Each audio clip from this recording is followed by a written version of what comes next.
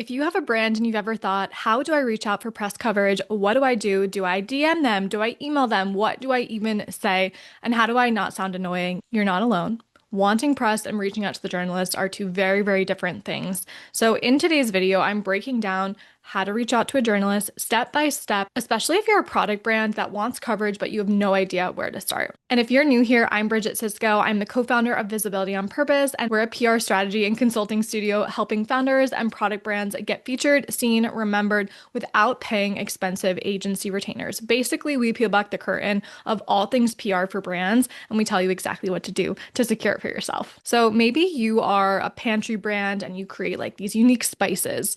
For instance, I got this when we were down in Asheville. Like, what a cute little brand, Chicka Chicka. And maybe you're looking for press coverage, or you're a clean beauty founder who's launching a new serum or a new moisturizer, or an olive oil company, and you have this like deep, deep story, or a wellness CPG brand with a functional like mushroom beverage, or a small batch food company, and you're starting to expand into retail. So you know that you want press, you know the product is good, but you don't know who to email, you don't really know what to say, and you're not really sure how to position the ask.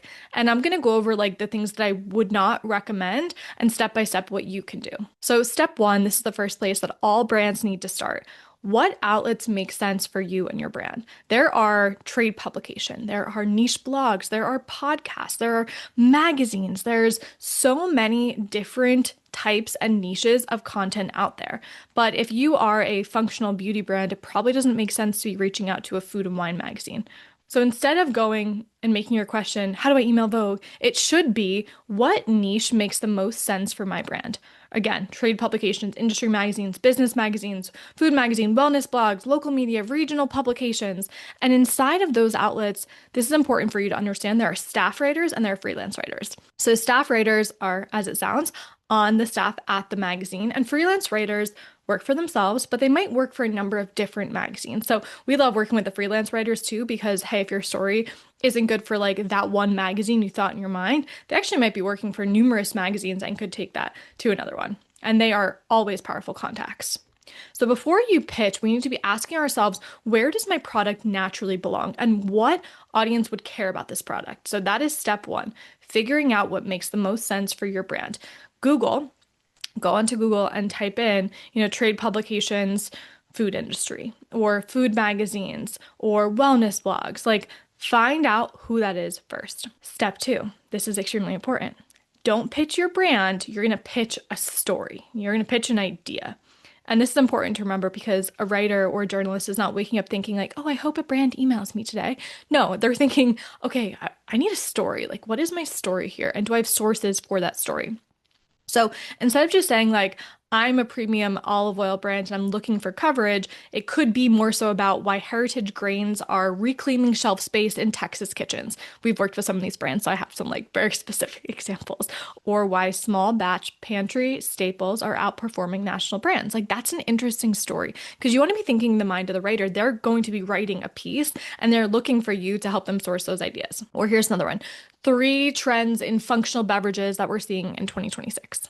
So you pitch an angle, you pitch a story, and your product naturally lives within that story. And you as, the founder or however you're reaching out on behalf of the brand, you have this story idea and then you also have the product to back it.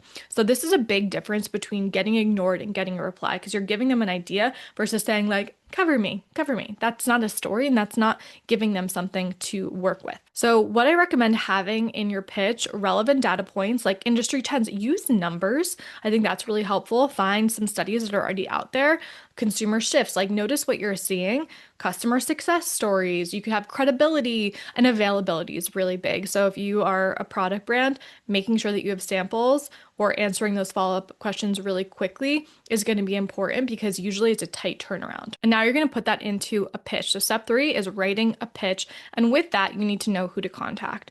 We recommend tools like Contact Out, Rocket Reach, LinkedIn Sales Navigator can help you find some of their email addresses. That can be helpful, but writers at big publications oftentimes actually have their email on their Instagram profile or even on the company website. So you're going to figure out who you're sending this to, making sure they cover the content that you're looking to talk about, and you're going to send that email. Now, step 4, this is the most missed step in this whole journey. So you send the pitch, you hear nothing and you assume they hated it. That is not always the case. So step 4 is the follow-up. They're really busy. They get a lot of emails. So send a follow-up about a week later. Simple, polite, keep it really, really short. Something like, hi name, hi Becky, just wanted to send a quick note to see if you caught my last message. Happy to resend details if helpful. Best, your name. That's it.